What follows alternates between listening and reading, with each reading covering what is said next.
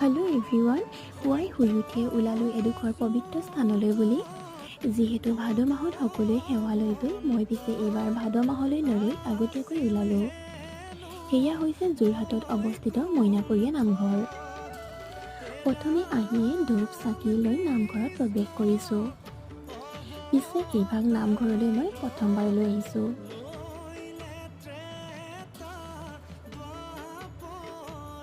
আৰু এতিয়া ধূপ চাকি জ্বলাবৰ কাৰণে গৈ আছোঁ।